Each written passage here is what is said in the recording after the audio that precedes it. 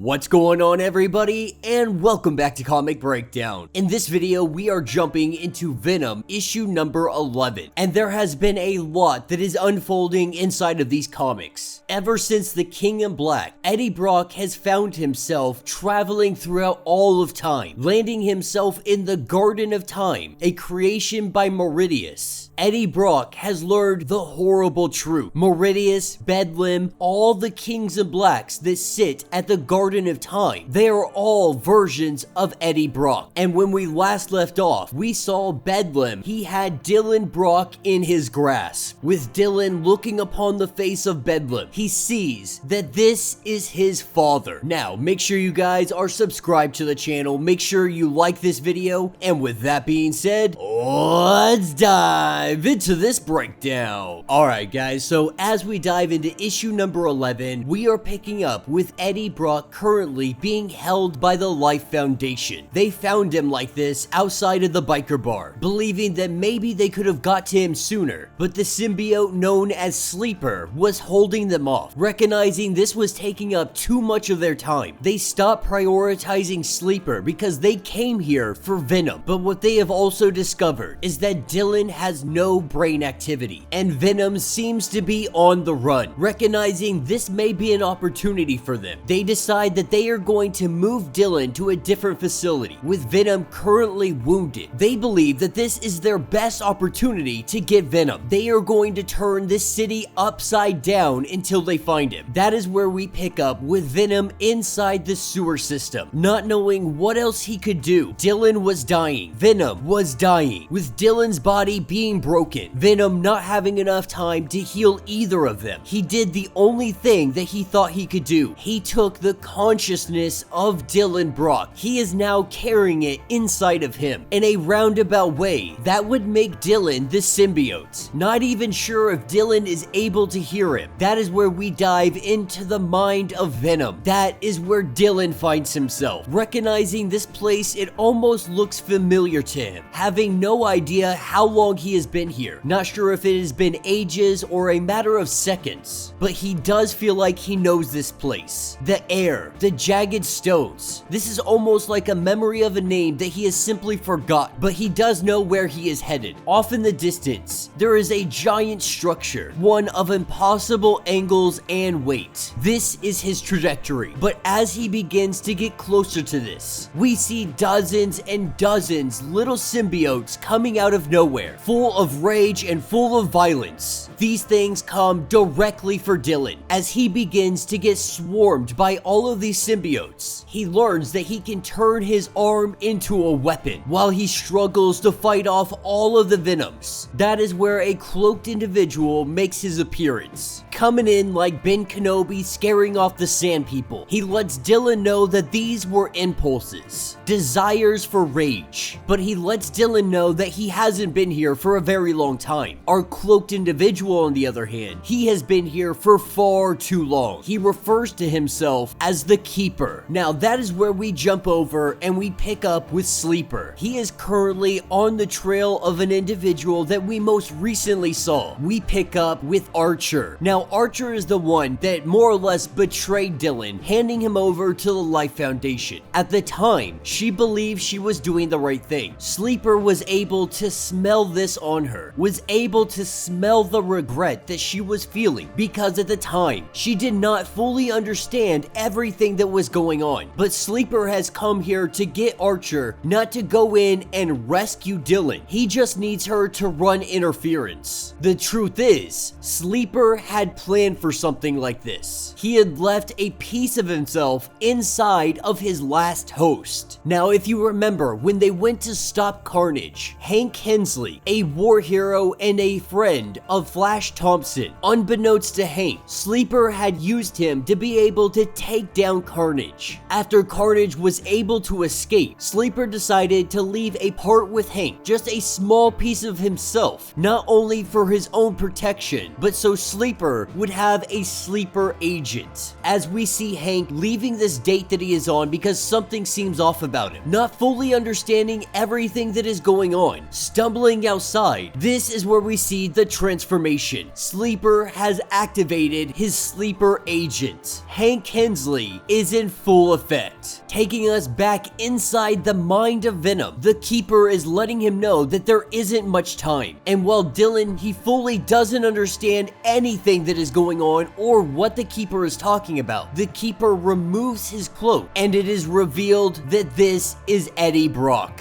At least it's Eddie Brock in a manner of speaking, cause this is his father, but this is only a manifestation of his memory, letting him know that somewhere out there, your body is broken and it is dying. You need to get back, and there is only one way out of here. Inside that giant structure, Dylan asks what is in there, and Eddie lets him know that it is Venom. But if his body is going to make it there, he is going to need to understand the truth, that his consciousness here inside of a symbiote, this is something that shouldn't be possible. In this place, you can manifest weapons from your limbs. You fight off Venom's figments. The question is, have you ever wondered why? With Dylan not fully understanding what he is trying to ask him, Eddie goes on to let us know that he is the Keeper. From the beginning, he has stood guard in front of this cage. He has kept the monster contained, but he is also the Keeper of Eddie Brock's secrets. Now Eddie is gone, and the Keeper is tired. He has been waiting for this day so that he could tell him the truth about who he is. And in return, the Keeper says Dylan will set him free, but he has to leave this place. And to get to Venom, he has to go through the Keeper. And that will be the end of this issue. So let me know what you guys think down in the comments. A relatively quick story, but it is driving the plot forward. We're definitely getting to see some more Sleeper in action, and we are diving into Venom's mind, into the mindscape of a symbiote, having no idea what we are going to expect. This issue definitely raises so many more questions than it does give answers. The biggest question looming: who is Dylan Brock? What is his importance? What is it that the Keeper is trying to let him know? But let me know your thoughts, let me know your theories. If you would like to get caught up on everything going on with Venom, be sure to check out the link in my description as well as the top of this video. It is gonna get you completely caught up on everything going on with this series. If you would like to support the channel, you can always do so by joining the channel membership, much like Patreon, having 5 different tiers from $1 to $50, from loyalty badges to getting free comics every single month. Not only does this help out the channel tremendously, you are getting tons of perks in the process. Now, if you are unable to do this, do me a favor, subscribe to the channel, like this video, hit that notification bell, and with that being said, until the next breakdown.